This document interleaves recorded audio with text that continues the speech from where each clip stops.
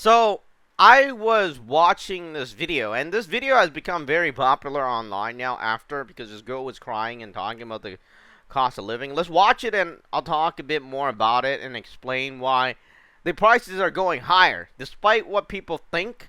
Right? It goes against all economic logic. All right. So let's watch the video. I want to know how the hell people in Canada are even living.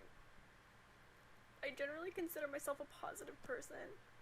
I'm like resourceful, but some stuff happened around the property and So you hear this part, right? Some stuff happened around the property, which means that she already has a property. All right. So I just want to point that out, but we're gonna go on. well, I know I'll never truly be homeless. Like I have family to live with, and So she has family, so that's nice to know. like I have options. Like I'm luckier than a lot of other people, but how the hell is anyone existing in Canada? Like I feel trapped, and like I just got a good job. I started in September, but even with that job, it pays less than 40 grand a year, and it's a job that requires like education, and even on that job, like I still can't do shit. I can't buy anything. I can't afford the rent these days. Like I'm just feeling so much despair, and I know I'm normally like really really positive, but I'm just like, how is everyone else, and are you okay? Because the answer is probably no. And I know I'm lucky. I don't have kids. I have like good family that will support me, but I feel like I can't stay here, but I can't move anywhere else because anywhere else. You see, that's the exact same problem I had 10 years ago. I mean, I kind of get that Canada was in a downfall, and it's funny how me and my teacher had this argument about how Canada, well, he doesn't think Canada is in downfall. Well, I thought Canada is in downfall, and 10 years later, right, everybody else is thinking Canada is in downfall. Because the truth is, these things happen over time, and you could see it if you understand economics. And the problem with a lot of teachers is they don't understand economics. They understand what is going into their pocket, right, from the government and their paycheck, right, basically.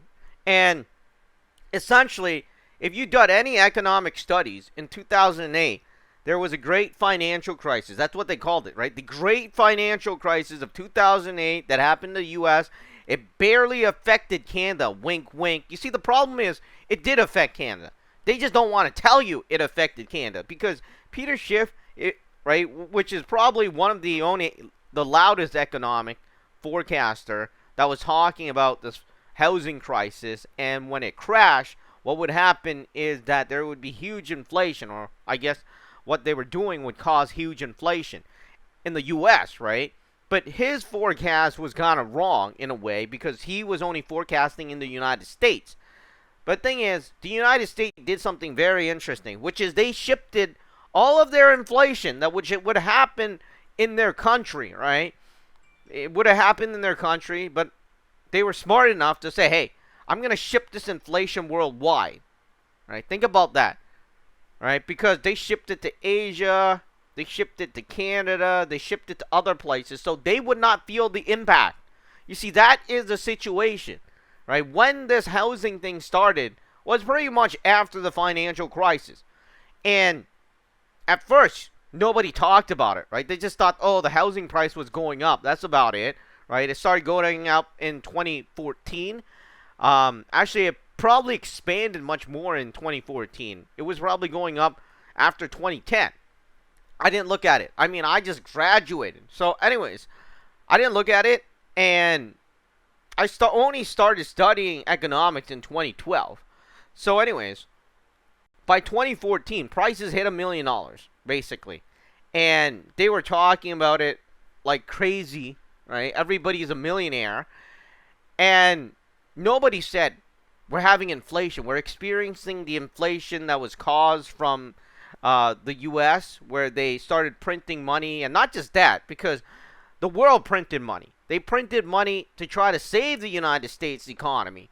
And no one was talking about the housing prices in Canada going up due to inflation, right? They don't even say that today, but that's exactly what it is, right? I mean, they dropped interest rate to zero. They injected liquidity. That's what they use, sophisticated words that nobody understands unless they study economics, right? So they did all these things, and they're like, oh yeah, nothing happened. There was no inflation. And then the prices of real estate worldwide were just going up and up and up and up. And then until 2020, when COVID hit, what happened was that they printed even more money than the great financial crisis. And they ejected even more liquidity, right, than the financial crisis. And they dropped interest rate immediately to zero again, right? I think it was beyond the thing. And then food prices started going up. Now they're saying, oh, yeah, there's inflation, And then they're saying that greedy corporations, and they were blaming everybody else. But this thing has been happening for many years now. And here's the problem. Even though prices went up in 2020, the housing prices in 2021, it dropped in 2022, right? And in 2023, it's stabilizing. Here's the situation. The standard of living is just going to go down, and prices are going to double, all right? I mean, sooner or later, it's going to double because since 2008, whatever they printed, it only started going up like 6 years later, right? Or even 5 years. 09, 10, 11, 12, 13, 14. Yeah, I mean, 2014 is when I really heard about real estate prices in Toronto, right? So the prices started going up. And the same thing's going to happen, right? They did the exact same thing and even doubled it. So that means that the prices should go up even higher, which means your standard of living is going to go down even more.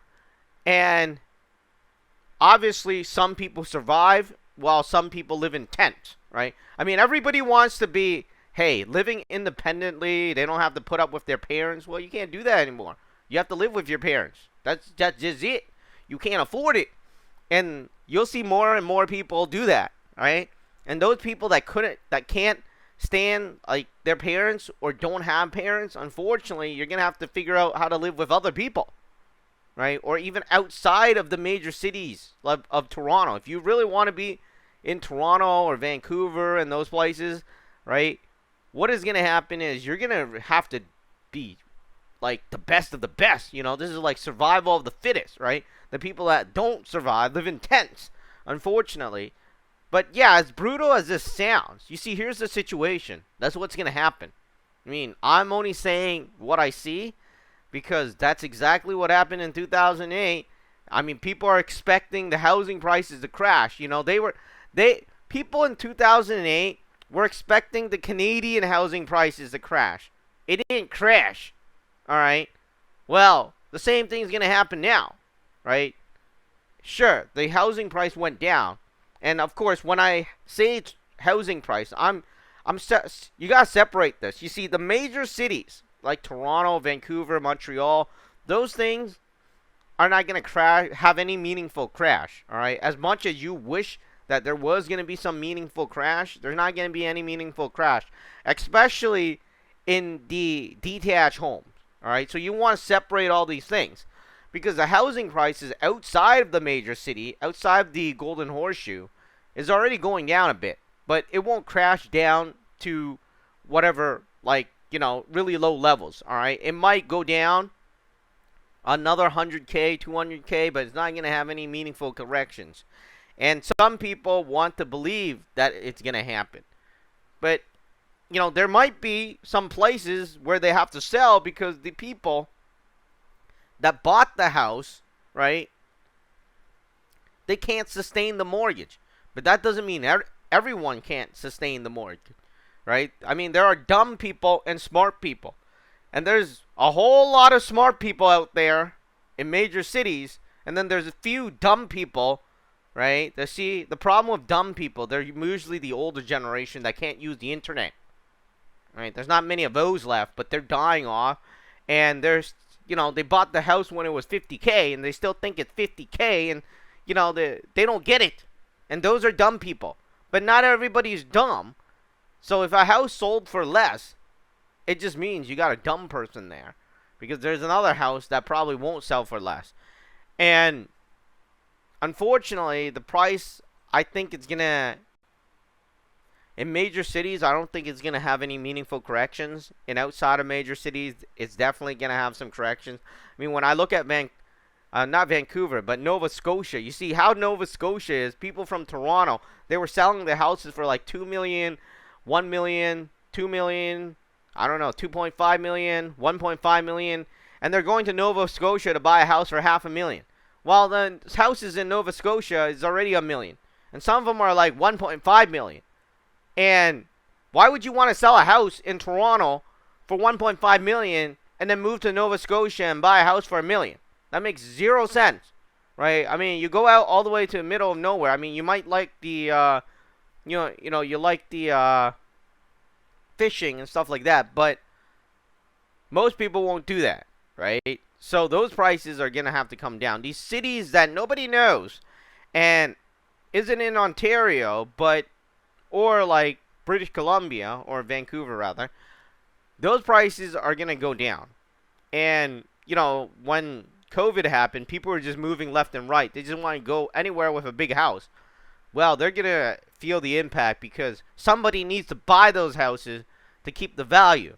And right now, they have a foreign ban in Canada, which is limiting the amount of people that are able to buy in the GTA, right? And in Vancouver and those stuff. Well, when that foreign ban is lifted, the prices are going to go up even higher. And, you might say, oh, historically, this is already... Nobody... I mean, have you looked at history? Since 1950s. I mean, the prices of real estate, right, a bungalow, was about $16,000. Has it ever went back to $16,000? No. I mean, what makes you think that it's going to go back to $16,000? There is no historical evidence that it will go back down to those prices. It won't have any meaningful correction. I mean, sure, from 1990 to 1996, what happened there? Even like 1998, they started including the places around the Toronto, right? So they started including Etobicoke and East York and North York, and now it's all part of Toronto. But they started including that, and when you include the lower prices with the higher prices of Toronto, the main Toronto, then prices will come down. But now you can't include anything. What are you going to include? I mean, are you going to include Mississauga and like Holton and other places to bring down the prices of Toronto property? That's not how it works. And not just that, right? I mean, there's no other place. And even those places are all over $1 million. So the prices are most likely going to go even higher, despite what everybody wants to believe. Hey, we're going to have this epic crash, and I don't know, right? Because the financial crisis, it took 6 years until the prices just skyrocketed to the moon. So it might take a few more years. I think we're 3 years in from COVID, right? So 3 years in from COVID, and next year is the 4th year. It might go up in the 5th year. It might go up in the 4th year. It might go up in the 6th year. But prices are going to go up even higher. And the standard of living is going to go down even more. And you can't do anything about it. And I thought about leaving Canada many times. And like she says, where the hell are you going to go? The worst part is I don't speak, I only speak English. And I can only read English. I mean, that's the worst thing. I mean, the education system here is so bad. It's like, you only learn one language and you can't go anywhere else. Right? Some people, smart people, they move to Dubai. They're like, what the hell am I staying here for? Right? So, yeah, the prices are going to go higher. And the only thing that can be done is the world. This is not what I'm saying. This is what the world is saying. Since the 1950s, as much as I can go back into history to look at the real estate prices, it will keep on going up. And prices of food is going to keep on going up. And you better measure up to the new standard. Right? That's just how it is. That's like exactly like survival of the fittest. And that's what, unfortunately, they're telling us. There's nothing we can do.